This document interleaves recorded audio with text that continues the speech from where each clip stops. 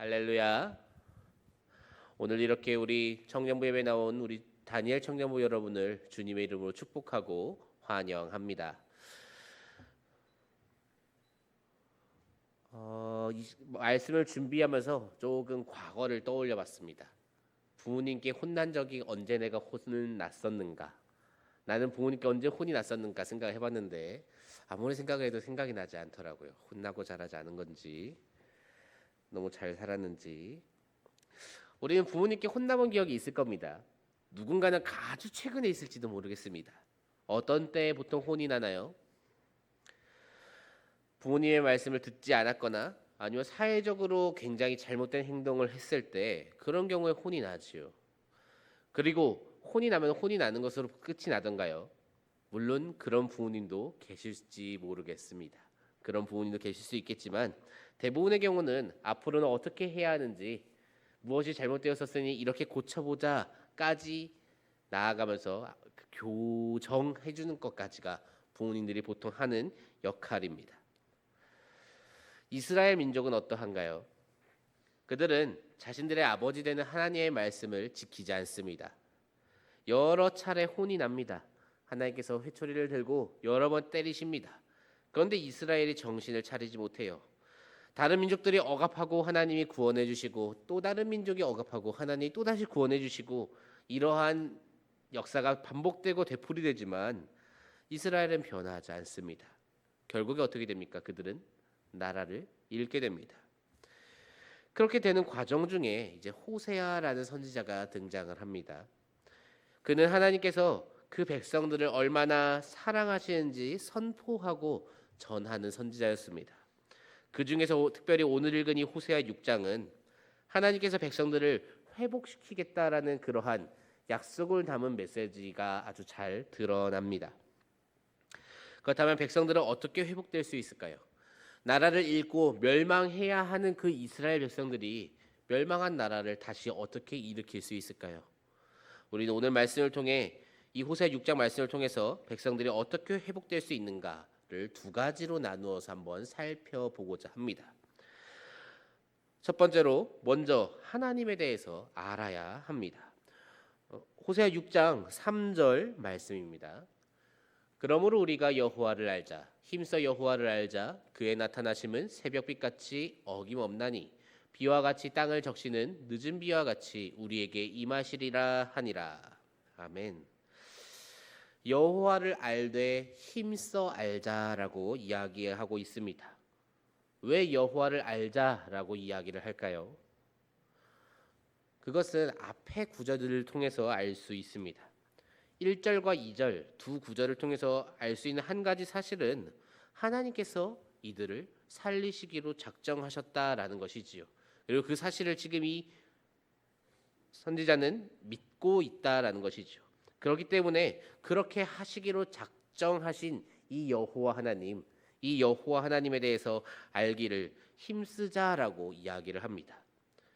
그런데 대부분의 사람들이 어떻게 살아갈까요? 우리가 지금 오늘날 살아가고 있는 이 시대만 바라봐도 사실 그 당시 이스라엘이 어떻게 생각했고 어떻게 행동했겠구나라는 것을 예상할 수가 있습니다.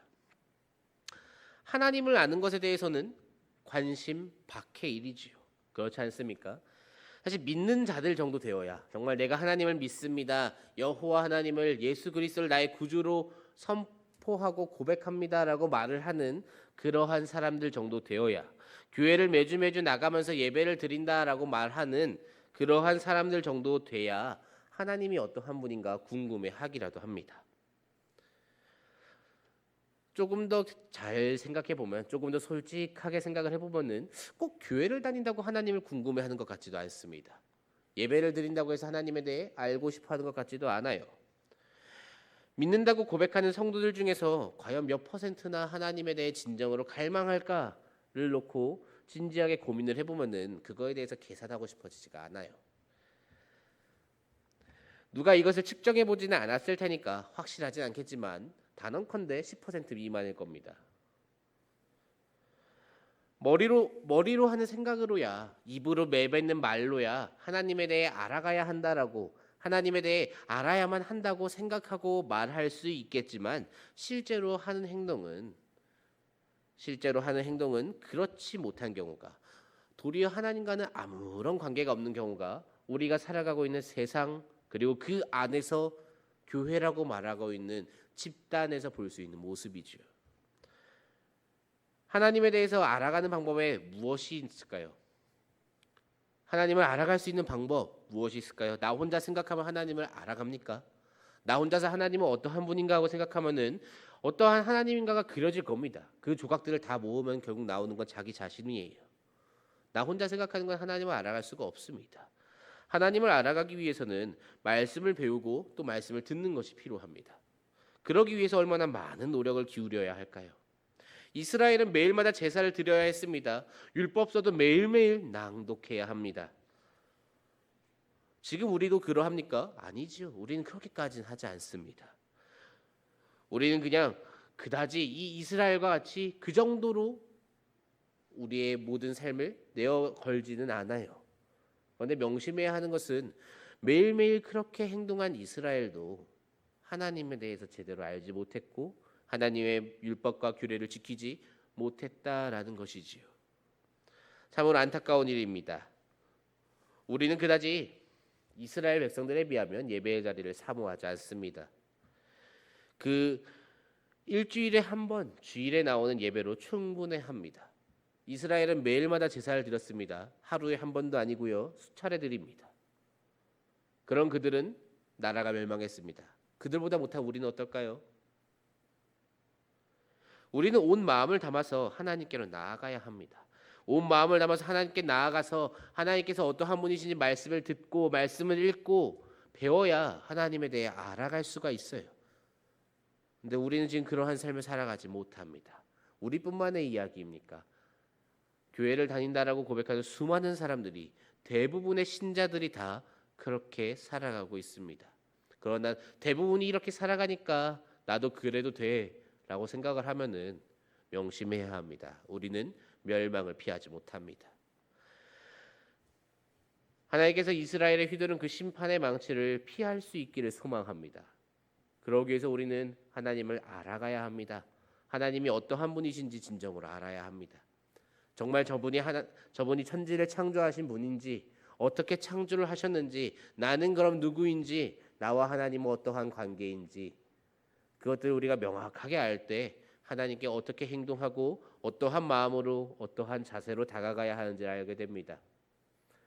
그리고 하나님에 대해서 그렇게 알아갔을 때 하나님을 진정으로 경외하고 진정으로 사랑할 수 있게 되겠지요. 하나님에 대해서 알아가기를 정말 진심으로 사모하고 즐거워하는 우리 다니엘 청년부가 될 수 있기를 소망합니다. 제가 매일마다 새벽을 깨우라고 하진 않습니다. 수요일과 금요일 모두 다 나와라 라고 하지도 않습니다. 있는 자리에서 하나님을 찾으시기를 소망합니다. 어떠한 방법이 되었든 하나님의 말씀을 읽고 말씀을 듣고 말씀을 배우며 하나님에 대해 알아가기를 힘쓰는 저와 우리 다니엘 청년부가 될 수 있기를 주님의 이름으로 축복합니다. 둘째로, 우리는 형식보다 진심으로 나아가야 합니다. 오늘 본문 6절 말씀입니다. 나는 인애를 원하고 제사를 원하지 아니하며 번제보다 하나님을 아는 것을 원하노라. 아멘. 지금 이스라엘은 자신들이 잘못했음을 알고 있습니다. 자신들이 잘못해서 하나님으로부터 벌을 받는 걸 알고 있어요. 이걸 모르면 사실 이스라엘이 귀가 먹은 거죠. 수많은 선지자가 지나갔습니다. 그들이 다 동일한 말씀을 전해요. 너희가 잘못해서 하나님이 너희 심판하실 것이다. 한두 명의 선지자가 그러는 게 아니에요. 사무엘상에 등장하는, 사무엘하에 등장하는, 열왕기상에 등장하는, 열왕기하에 등장하는, 다윗 이후에 등장하는 모든 선지자들이 다 그 소리를 합니다. 선지자들이 다 그 소리를 하는데, 우리나라가 지금 왜 이렇게 힘들까, 왜 이렇게 어려울까 생각하는 백성이 있으면 그거는 정신이 나간 거죠. 그들은 알고 있습니다. 우리가 죄를 범해서, 우리가 이러이러한 잘못을 해서 하나님께서 우리를 치시는구나. 그러니까 우리가 회개해야겠구나라는 거 그들은 알아요. 머리로 압니다. 그리고 실천도 합니다. 하나님 앞에 회개합니다. 그런데 지금 호세아가 뭐라고 말을 하는 겁니까? 지금 하고 있는 이 회개, 아니 정확히 말을 하면 회개하는 신용하지 말라라는 것이지요. 지속적인 회개가 아닌 한 번 단번에 드려지는 그러한 거짓 회개 하지 말아라고 경고하고 있는 것입니다. 이스라엘엔 안 좋은 습관이 하나 있어요. 그들은 선지자가 와서 꼬집을 때까지 자신들이 죄를 지었음을 인지하지 못합니다. 선지자가 와서 꼬집어 주어야만 자신들이 회개를 합니다. 그나마 이것도 좋은 케이스예요. 보통은 선지자가 와서 꼬집어 주면은 반발합니다. 아니라고, 절대 그러지 않는다고 우기고 봅니다. 거짓 선지자들의 말에 현혹되고 그것에 선동됩니다. 시간이 흐르고 하나님이 심판하실 때에서야 우리가 잘못했구나를 깨닫는 게 이스라엘이에요. 그들에겐 그러한 참 좋지 못한 버릇이 있었습니다. 이것이 무슨 말인가요? 이스라엘 백성들이 보여주는 회개는 그저 보여주기식의 회개라는 거죠. 내 마음의 양심에 찔리니까, 이대로 있으면 진짜 죽을 것 같으니까 이거라도 해서 어떻게든 살기라도 해보자라고 하는 것이지요. 오늘날 교회를 나간다라고 말을 하는, 교회를 다니며 예배를 드린다라고 말을 하는 수많은 사람들이 왜 교회를 나옵니까? 주일에조차도 교회 안 나가면 죽을까 봐 나가는 것 아닌가요? 간절히 소망하기는 우리 다니엘 청년부엔 그러한 마음으로 나오는 청년이 없기를 소망합니다. 교회는 그렇게 거짓된 마음으로, 하나님은 그렇게 거짓된 마음으로 예배를 드린다고 해서 기뻐하시지 않습니다. 이스라엘 백성들이 죄를 짓습니다. 하나님이 노하셨다고 선지자가 와서 말을 합니다. 하나님의 그 분노하심에 이스라엘이 겁을 먹어요. 그래서 하나님의 자비하심과 사랑을 구합니다. 이것이 계속해서 반복되니까 이제 하나님이 어떻게 하십니까? 그들의 기도를 거부하십니다. 왜 거부하시나요? 이들이 그 마음까지도 완전히 돌이키기를 원하시기 때문이죠. 입으로만 그냥 하나님 잘못했어요 라고 말하는 것 말고, 그들이 진심으로 하나님 앞에 사죄하기를, 그들이 진심으로 잘못을 깨닫고 돌이키기를 바라고 계십니다. 마음이 변화하면 어떻게 됩니까? 그들이 진정으로 마음으로 회개를 한다면은 스스로 그 죄로부터 멀어지려고 노력을 할 테지요. 북이스라엘과 남유다의 역사상 몇 명의 왕이나 그러한 시도를 하고 몇 번의 시도를 합니까? 우상을 부수고 산당을 폐하는 그러한 일을 몇 번이나 하나요? 오늘 집에 가서 성경을 펼쳐서 찾아보면은 손가락으로 셀 수 있을지도 모르겠어요. 그만큼 적다라는 거죠.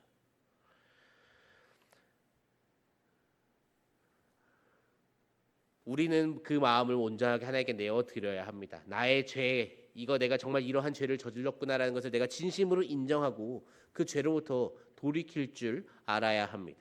그 죄로부터 돌이킬 줄 아는 왕들만이 산당을 폐했고 우상을 부쉈습니다. 우리도 그러한 모습을 보여야 한다는 것이죠. 우리가 죄로부터 멀어지게 되면 어떻게 될까요?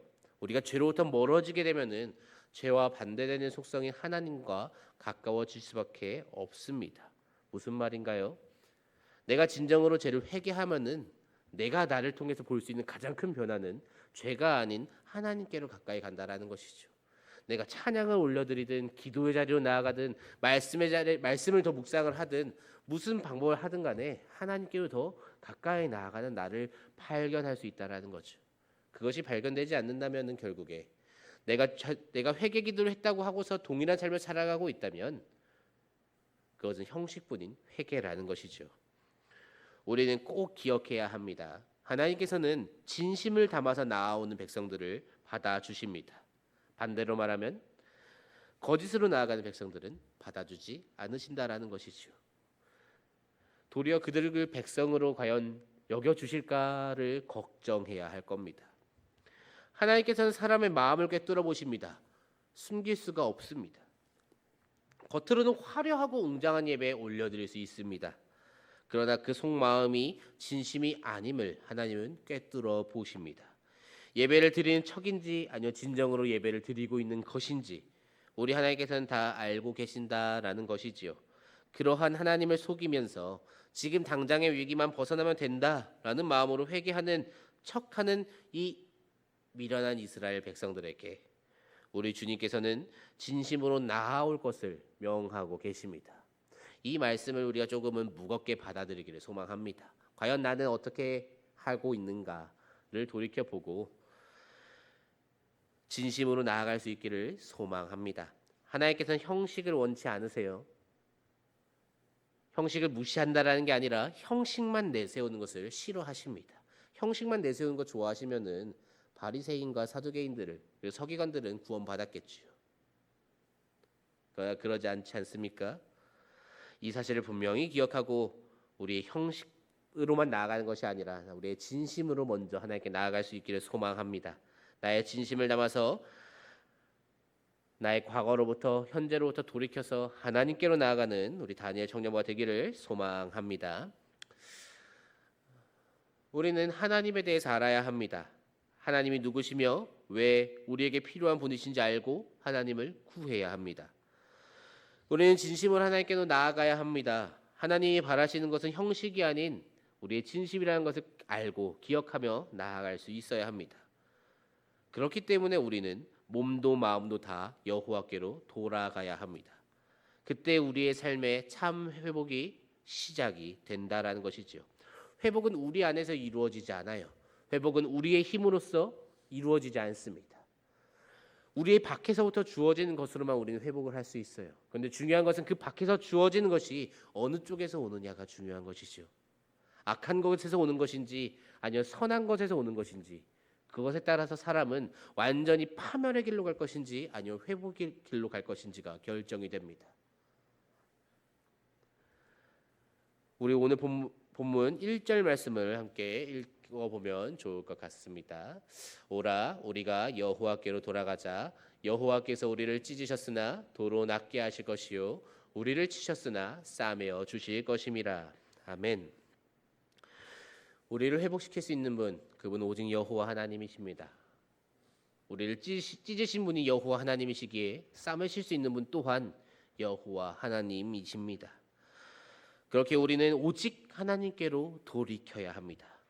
그러기 위해서 우리가 해야 하는 일은 하나님을 진정으로 깨닫기 위해, 하나님을 알기 위해 노력해야 하고 하나님께 우리의 진심을 내어드려야 하는 것이다라는 거죠. 사랑하는 다니엘 청년부 여러분, 몸도 마음도 하나님께로 돌이키시길 소망합니다. 우리 주님께서는 지금도 기다려주고 계세요. 그 순간을, 우리가 돌이키는 그 순간을 기다려주고 계십니다. 우리를 회복시켜 주시기 위해서죠. 왜 그렇습니까? 우리를 회복시키는 것, 그것이 우리 주님의 뜻이기 때문이에요. 우리가 잘해서, 우리가 무언가를 어떻게 하나님 오시게 마음에 들게 행동해서 그렇게 마음을 먹으신 게 아닙니다. 주님께서 그저 이스라엘 백성들을 사랑하셨기에 그들을 다시금 건져주신 것처럼 우리에게도 동일하게 하나님께서 그 백성을 사랑하시기에 우리가 주님께로 돌이키기를 기다리고 계신다라는 것이지요. 죄도 우리가 범합니다. 잘못도 우리가 하고요. 배신도 우리가 해요. 그런데 무엇만 하나님이 하십니까? 회복만 하나님께서 해주십니다. 모든 잘못은 다 우리가 범하고 내 잘못을 위해 우리가 깨어지는데 그 깨어진 것에 대한 책임은 하나님이 지신다는 거죠. 그것이 우리 주님의 사랑인 줄로 믿습니다. 그 사랑을 의지함으로 오늘도 그 주님의 이름을 부르며 다시금 여호와께로 돌이켜서 회복되는 그 은혜가 가득하기를 주님의 이름으로 축복합니다.